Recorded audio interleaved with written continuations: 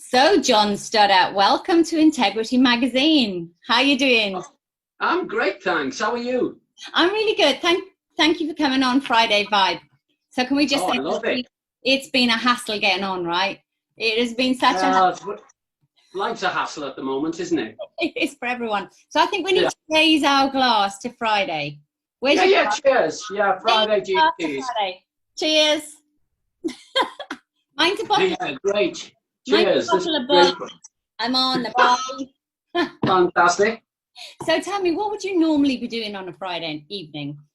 Oh, I hopefully being in some lovely restaurants, having a fabulous time and, just being with someone I cared about. It'd be nice, but that doesn't happen. My highlight is probably wondering why I'm watching the One Show. They don't even have a guest on it.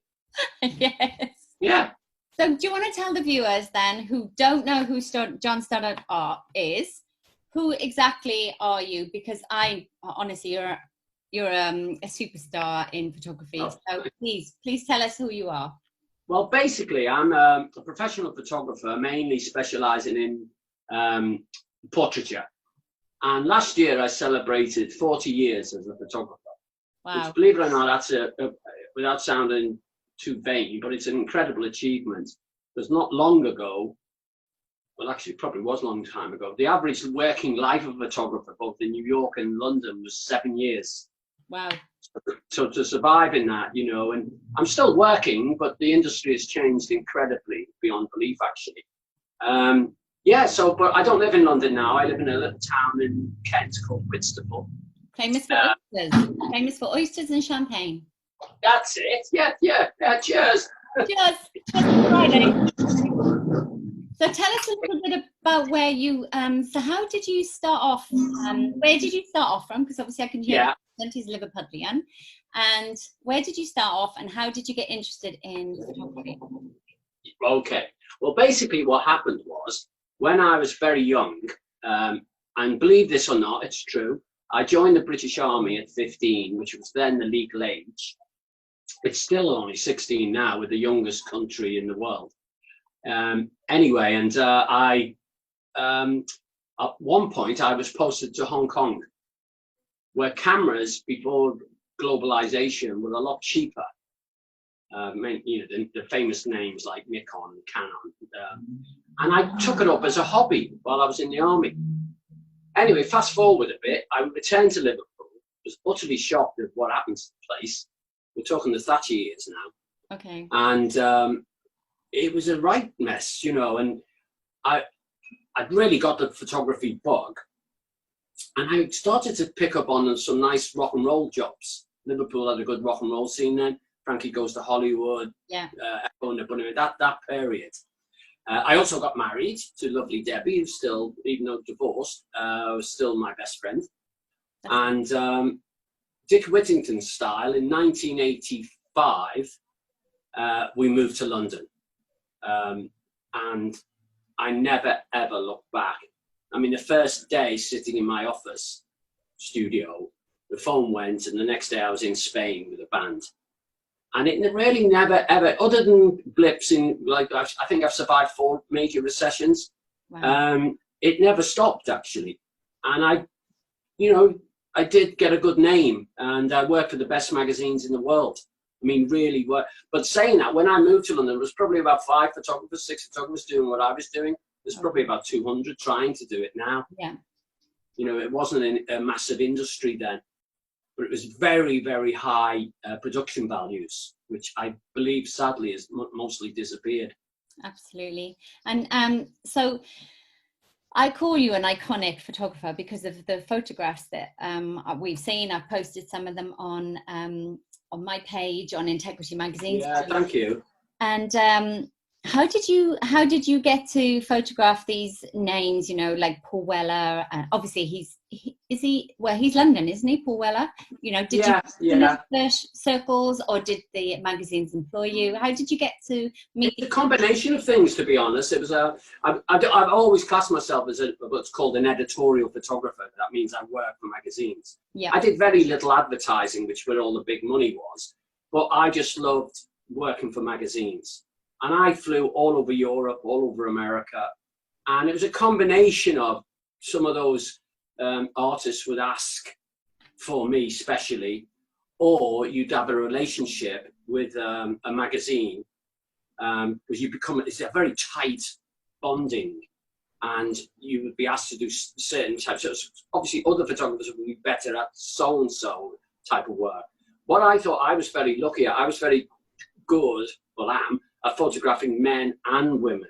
A lot of photographers are more comfortable photographing women or men. They don't seem to get it, two of them together.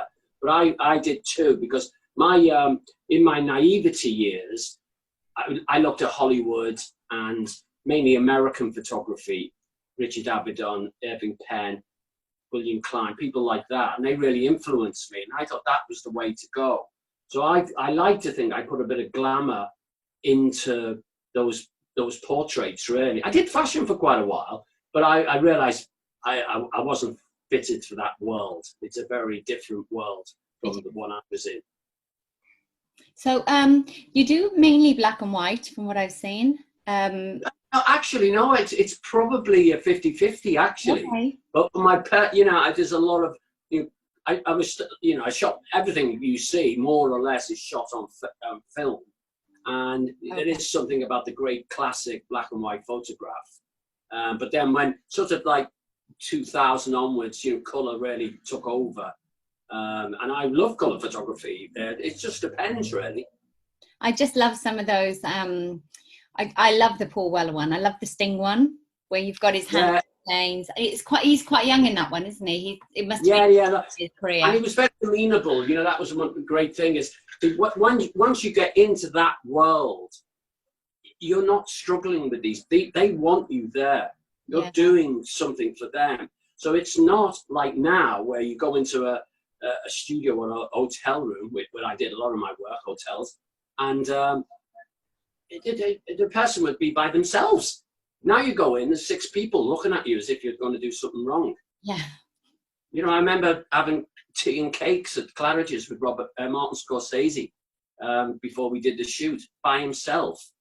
I went to Paris to photograph Arnold Schwarzenegger by himself. In fact, he said at the end of the shoot, he was brilliant, by the way, at the end of the shoot, he said, "What are you doing now?" This was me and my assistant. And we said, "Nothing." Why? He said, "Can I come for dinner with you? Because I'm by myself." Oh gosh, that's lovely. Yeah, it really is. And because, as I say, you go past that barrier, you have the trust of these people then. It's not to be confused with paparazzi photography, which I don't mind. They've almost died out, paparazzi, now because of the mobile phone. It was a very sociable 40 years.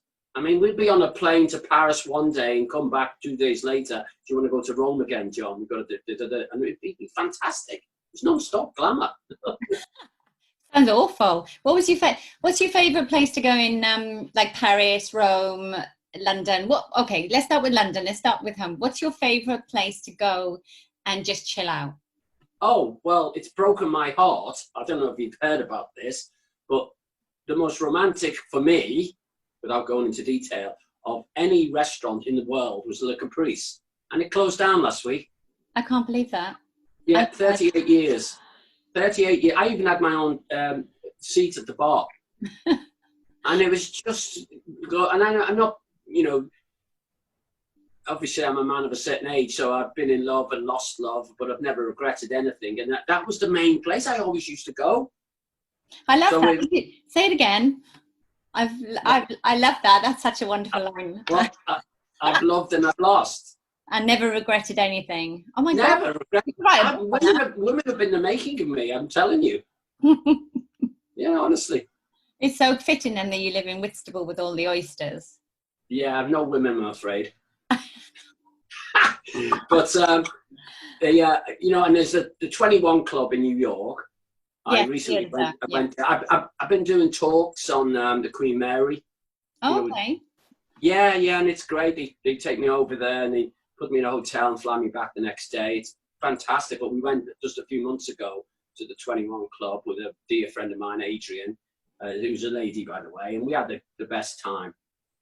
And why? What kind of talks do you give on the? Oh, it's basically, yeah, it's like an audio visual. Cunard, you know, they do it so well that they're really slick. But the screen is really big. It's like you go into a cinema, and it's quite nerve-wracking in a way. But once I get going, I'm like, I can see, I can't stop talking, can I? I love that. And so what, you have all your photographs you've done, and then like you did talking about Arnold Schwarzenegger and that story. Yeah. You just basically. recount all the stories. So Yes. go on, give us some stories. Give us some of your favourite stories. Oh, all right, okay. One of the highlights of my career, again, being a man of my age, was working with the Rolling Stones. I'll give you a quick background story. I did this shoot for the Guardian newspaper in New York. They couldn't even send me to North London now. But I was in New York doing a fashion story, and it was a girl in PVC swimwear on my bed, jumping about the Chelsea Hotel, the infamous Chelsea Hotel. And I thought they were great. And this was when it was a broadsheet. And they printed them. It's great. I thought, oh, wow, they look great. And the next day, they sacked me because they had so many letters of complaint, you know, like sexism or something. And I was like, oh, God, you know, and I liked working with the Guardian. And the next day after that, hi, is that John Stoddart? I said, yeah, who's that? I said, it's Mick Jagger. I love those pictures in the Guardian. Do you want to come and work with the band? Excellent. Yeah, so one door closes, another one opens. But when we did the Stones shoot, it was fantastic.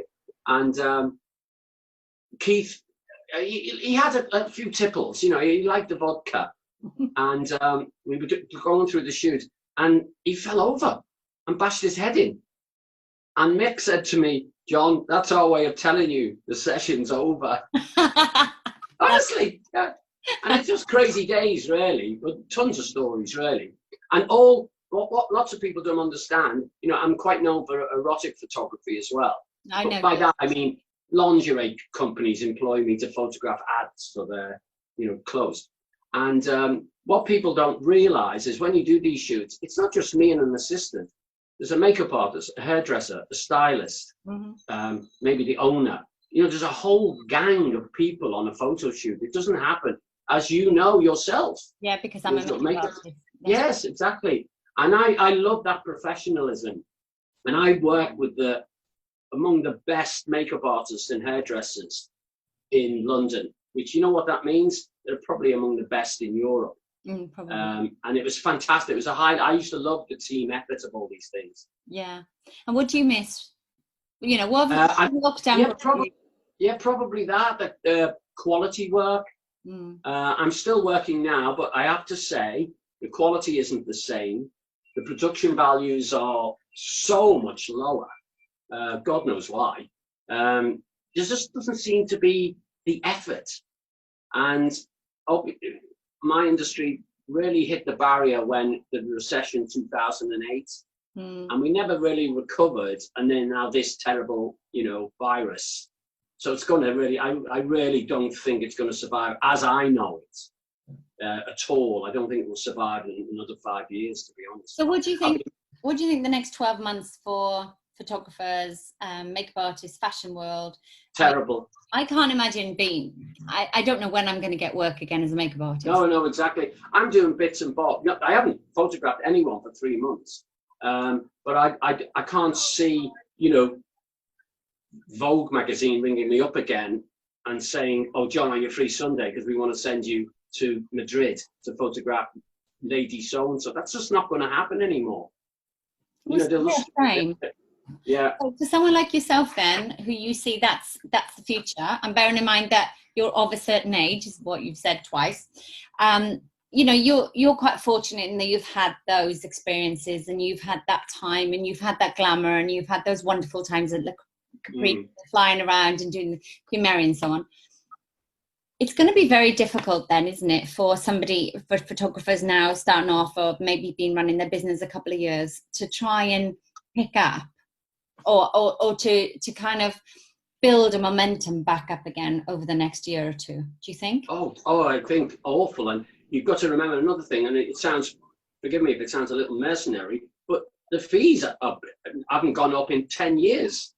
They really haven't. And so how on earth someone's living in central London, wants to be a photographer, he or she is 23, it's just not going to happen. No, I know. It really isn't.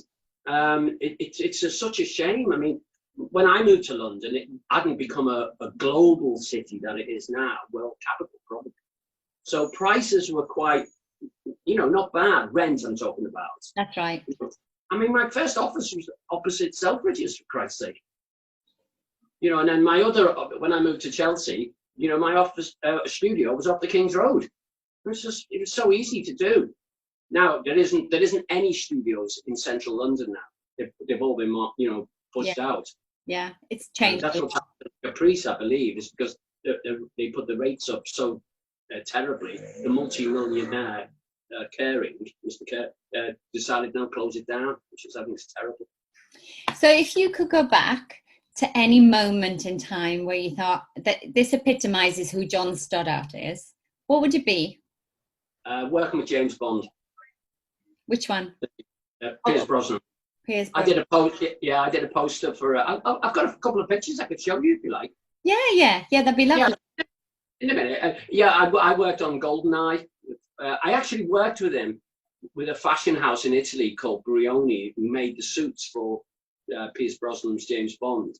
And he loved the pictures so much, he demanded from Eon that I should do a poster shoot with him. And he's the loveliest man, honestly. I know lots of people say that, but if anyone says to me, who's the nicest person you ever photographed, I always say Pierce Brosnan. Lovely. By a mile. He's a lovely guy.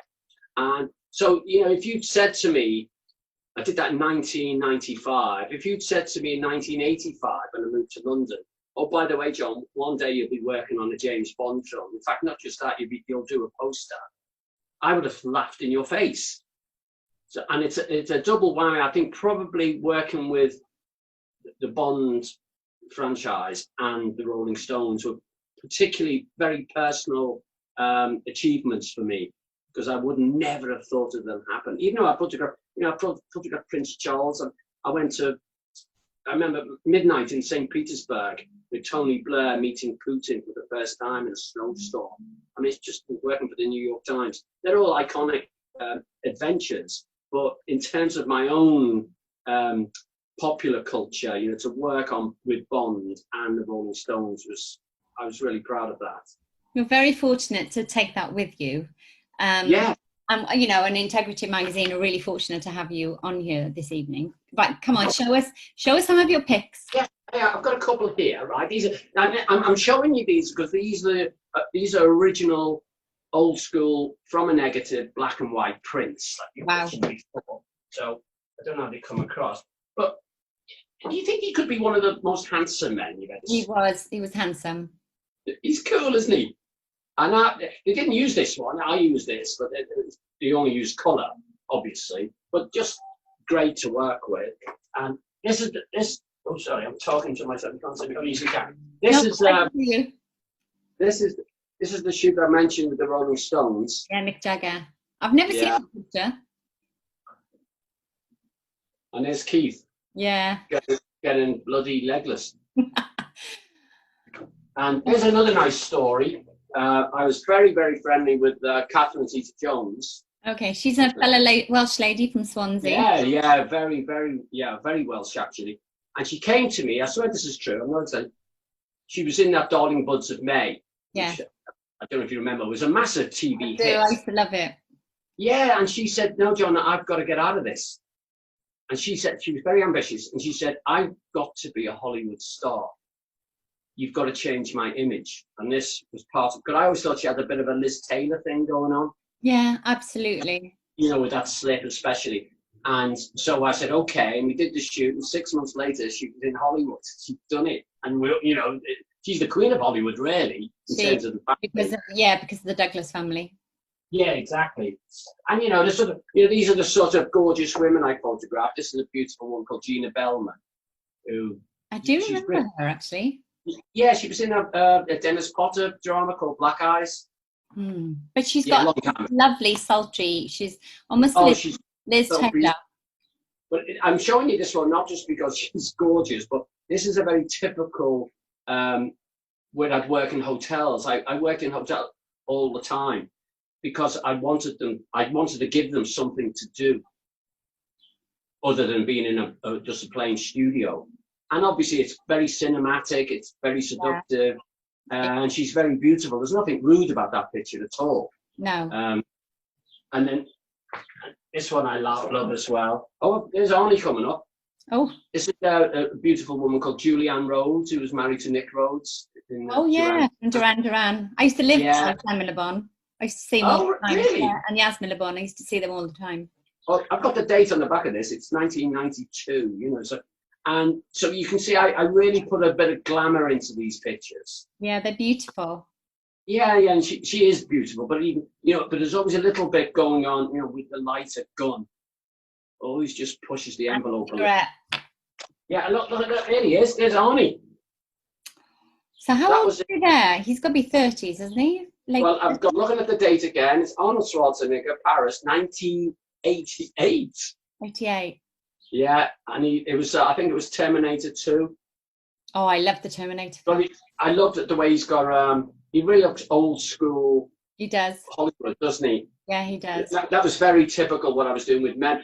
If you see, this is what I mean by men and women. Yeah, and the same with the Paul Bella. It's that shadowy look on the face. Yeah, I'm very full on. You're very strong. Yeah, very. I don't think I can show you some of the others, but I mean... Seen some of your pictures. Oh, there's another Bond one. Isn't that lovely? It's in a makeup done for the shoot. That's lovely. Isabella Scott-Gray, she was she's beautiful. Let's see. And there's all I don't know how far we can go on. Yeah, no boobs. No.